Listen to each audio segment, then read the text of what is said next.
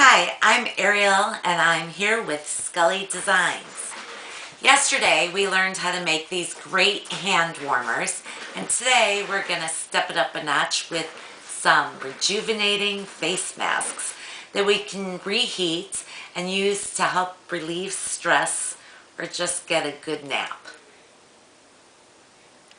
We're going to need some space, so let's put these aside. They're like beanbag toss also. Oh, I think I just scored. And grab some of the items that we need. So we're going to need to make a template. So I have some fabric and cardboard scraps. We just need a little bit of fabric for this, so I have fabric scraps and elastic. The fabric scraps, again, we're going to be using rice like we did yesterday's project. So flannel really is the best to keep it insulated to last longer. I, however, am going to use this fabric because I like the fact that it's dark on one side and then the back side, which is really the bad side of the fabric, is lighter.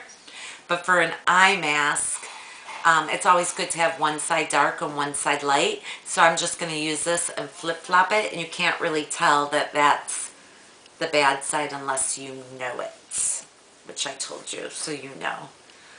And then the elastic, you can get any size elastic. I like the thinner because it's not as cumbersome when you put it around your head. You can get up to 1 inch elastic though. If you like a thicker band, it's really comfort level. And all of these items you get at your local fabric store or hobby shops might have some. Any place that sells fabric stuff or sewing notions will have those for you. I like my rotary cutter, so I have it just in case I need it. Here's some more fabric. My ruler just in case. My cutting mat just in case, which if you look really close, it's beat up because I'm really hard on my stuff. Regular scissors. And then to mark fabric, you can use a pen or marker. I like regular sidewalk chalk that I steal from the kids. I don't really steal it from the kids, considering that I buy it, but you can see, you can mark it up and then it just will wash right off or brush right off with a damp cloth or even your hand. So, and then I'm going to make a new template. Today for that, I'm going to use this eyeglass case. Yesterday, I just made a regular template just by hand drawing. You can also use a pair of sunglasses to make your template. I like the shape of this eyeglass case, so I'm going to try to use that as my template. But a pair of sunglasses or anything will work too. Or you can do like I did yesterday. And I'll put this on our Facebook page even. I can upload it if you want to use these templates. I'll put them on our Facebook page and you can just print them out. I just hand drew this one. Okay, so our first step here is I move this all aside, is I'm going to take the eyeglass case, and I like using old notebook cardboards because they're real durable to make patterns and stuff. So I'm just going to put this on an old notepad that I saved the cardboard for them. And then I'm going to go around the eyeglass case about 1 inch all the way around it because I want to allow for seam allowances. And just kind of steady. It doesn't have to be completely accurate, but you want to try to keep the shape as much as possible, since that's how your eye mask is going to end up ultimately looking. So this one, I think I want it curved a little bit there to give it kind of a bean shape. So I'm going to go ahead and cut this out and prep it, and then we'll move on to the next step. So I've taken my template that I made, and what I like to do also is fold it in half, especially when I want something that's symmetrical. Fold it in half and go around it again just to make sure that it'll be the same on both sides, because you don't want it being like lopsided or flip-flopped. And as you can see here, hopefully you can see, I took the chalk and I just outlined it to make my pattern. And by the magic of camera, I've already got 2 pieces cut out. And as you can tell, you don't need a lot of fabric. These are just scraps I had. I mean, it barely takes up any fabric at all. You don't have to go out and buy a half yard or anything. Just a few scraps that you have of something works great. What I'm going to take next is my elastic and just kind of prep it. Now with the elastic, you have to be careful because you don't want it to be too loose. What I do is I make sure it's kind of tight holding on my head where I would want it and mark it there, knowing that when I sew it in, I'm going to be using a 1/2 inch and losing that, so it'll be even a little bit tighter, so it'll be firm on. And you don't want it too tight because then it'll hurt and it'll give you a migraine, which will defeat the whole purpose of this. But you want it nice and firm so it's not falling off and you're constantly picking it up also. Therefore, I'm going to cut it right there. And these things, they keep cracking me up. I keep hearing that song, Private Eyes, they're watching you. I can't sing, but I keep hearing it in my head and I keep wanting to go around stalking people with these and making like big eyes out of them. I'm thinking too, you can decorate these afterwards with big cyclops eyes, so you just got cyclops looking, or find some fabric with eyes on it. That would be fun. But I don't have that. I have this for now. Next, I am going to take the 2 pieces. Now, I want one side, like I said, with the back side, and one side that's dark with the right side. Technically, this would be the bad side of the fabric, and the dark would be the right side. Therefore, I am putting both my pieces just on top of one another, whereas normally you'd put right sides together or back sides together. Because I want one side light and one side dark on this one, I am putting both right sides on top of one another. So I got that side would be the front and dark to keep the light out, and this side be nice and light. I'm going to take this over to my sewing machine. You can pin it if you want. It depends on how comfortable you are with this sewing. I'm just going to go ahead and sew both of the sides. I'm going to leave both ends open so that I can put my elastic in, and we're also going to have to fill it with the rice. When we get to the rice, there's something else you can do if you want. You can bake the rice, and I just use regular white rice. You can use any kind of rice you want. I've even used minute rice in the past, but if you want to add some rejuvenating scents to it, you can add rosemary or lavender or even basil. And what you would do if you choose to do the scents, and I'm not going to, I'm just doing the rice to heat it up or to cool it off, because you can also put the rice in the freezer. So if you want to be cooled down, if you're not feeling well and have a fever and you want just that cooling effect, you can put it in the freezer for a couple minutes or in the microwave and heat up for 15 seconds. But if you want the scent also, take the rice, put it on a cookie sheet. Put fresh herbs, like I said, rosemary, lavender, basil, whatever you want, and bake it at 325 for about 10-15 minutes just to dry those herbs out a little bit and mix it together. And you can use that mixture when you fill it instead of just plain rice. For today, because strong scents get to me and I would be gagging if I did that, I am just using the plain rice. That being noted, now that we all have me gagging visual, I am going to sew both of these sides together. So we're going to move over to the sewing machine.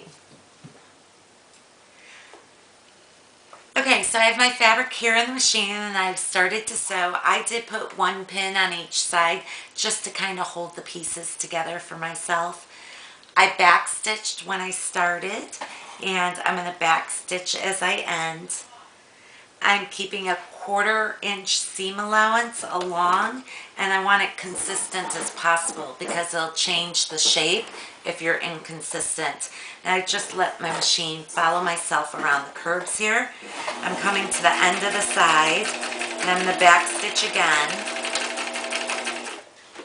And I am going to leave, let me trim this. I'm going to leave the openings on each end for my elastic. So that side's done. I'm going to bring it over to the other side and do the same, trying to keep that same 1/4 inch seam allowance. Of course, I have my little magic magnet liner that I got pressed against my foot so my fabric doesn't go over it. It makes it really easy. I don't have to keep track as much. Backspace, which I almost forgot to do. And go around here, follow it through. I got that song in my head. Private, watching your every move. Okay, yeah. No one wants to hear me sing. Okay, my back stitch. I got it.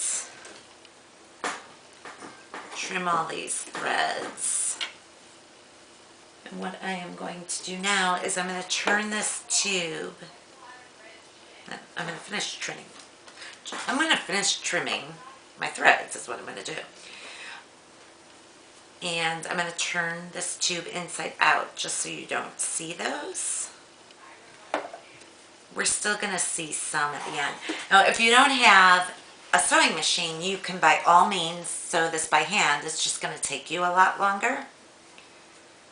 But you can also do it in decorative stitch if you want to do a zigzag stitch going along. I just did a simple straight edge stitch because I'm big on just keeping it simple.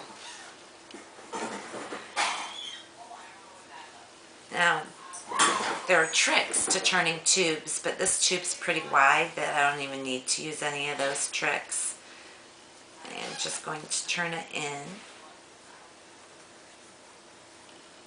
And when you turn it in, your seams will still kind of be stuck in there. So you just got to poke around a bit. Poke, poke, poke. And push those seams out.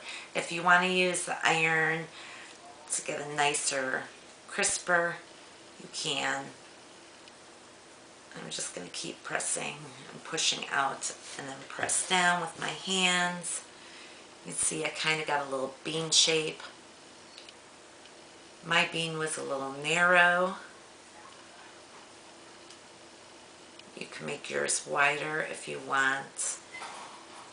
But I just wanted enough to cover my eyes. The bean part, you know, rest on my nose, so it'll be nice and good. You can make party masks with these too. You also could, if you wanted to put a layer of batting and just sew these completely up instead of the rice, and just make yourself a nice sleep mask to keep the light out without any rice or anything else. That'll work too. Okay, so I have that turned out and kind of smoothed out. I'm not going to bother to iron all the way.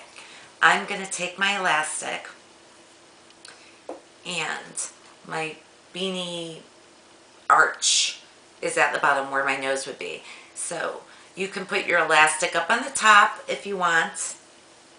You can put it in the center. You don't want to put it in the bottom. Also, you don't want to do that without pinning it, because I will tell you, I was in a rush the other day and I did it without pinning, and this side came out wonderful, but then it slipped in the middle of my sewing, and so then it was on the side. This is not what you want. It's a perfect example of no. No, no, no, no, no. Also, when I was sewing, I had used marker instead of my chalk just because I couldn't find my chalk. And then I didn't sew it right, so you could see some of the markings were still there, and it's just a pain in the butt. So you're better off using the chalk too. As you can tell, there's no chalk markings at all left. Okay, So I'm going to put these in the center. Now I'm going to do one end first, and I'm just going to fold the fabric down about 1/4 inch to get it. I'm going to try to keep that curved bean shape, and then I'm going to pin a 1/2 inch of this elastic right in the center there. So I want to put a 1/2 inch in because I want to make sure it'll catch. And I'm going to pin this up all the way around, and I'm going to sew just this one end.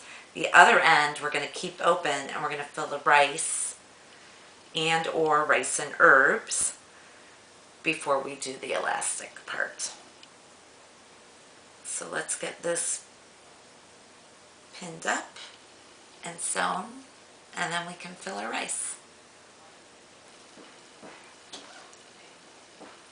Okay, so I've sewn this one side on, and I kept my curve.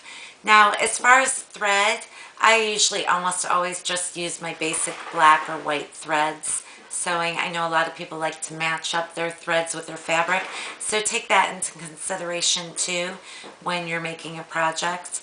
And these don't have to be perfect, but if you want it to be matching up, now the black thread with this works out perfectly. So, but if I was using, say, a bright red fabric like this, the black thread would show up, and you'd have to be more careful on your stitching if you wanted it to show. If you want it to be more incognito, a red thread would be more hidden and wouldn't be as noticeable on a red fabric. So you want to take that into consideration. I am taking, this is just a big thing of rice, and I keep it in the bag so that I don't get rice all over my house, my crafting rice. And I use a bowl because I will still get rice all over. And I'm using a funnel because this opening isn't that big for me to just put in my palm, and it just makes it cleaner and neater. And this, I just got it like a dollar store. It's a simple funnel. Now, I am filling this up. Somebody asked me how much rice. I just am putting a couple handfuls in, and then I'll take the funnel out and spread it. You just want a nice thin layer when you do it. So that 2 handfuls actually does it for me, because you don't want it all big and bulky, bulging with rice. You just want it nice and thin layer that's when heated will feel good and rest nicely and not put a lot of pressure on you, or when cooled in the freezer will feel nice and not put a lot of pressure on you. Now, I'm just using the regular rice. If you had taken the steps to add the herbs and stuff, you would have wanted to put it on the sheet and cooked it a little bit to dry it out before adding. So now I'm going to fold this up. Let's get this out of the way and get this out of the way. Reminds me of the Tin Man, right? Wizard of Oz. Okay, so I'm going to fold this up. Now I want to make sure we're going to do our 1/4 inseam. I want to make sure that my elastic, 1, doesn't get all twisted and tangled as I put it on the other side, and 2, is lined up exactly. Because I sewed the sides up differently, it doesn't necessarily going to be right in the center like my other side. Because if you notice, like this one, I sewed over more towards the center already. So I want to fold this 1/4 inch around the fabric in, and then I got to kind of play with it.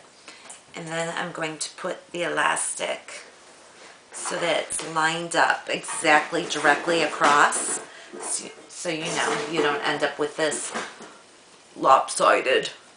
So this actually reminds me of a lopsided bra too. And then you get a nice even strap going in the back of your head. So I'm going to mess with that, and then I'm just going to take it and sew along the edge, and we'll be back with our finished product. And here I have it, a wonderful eye mask that I can just lay down and rejuvenate to. I've put it in the microwave for 15 seconds because I have a high wattage microwave, never more than 30 seconds. Now I can just relax and de-stress and fall asleep. Just kidding. I'd never fall asleep on you. Thanks for staying tuned, and hope you join us tomorrow for our next project in the 365-day project.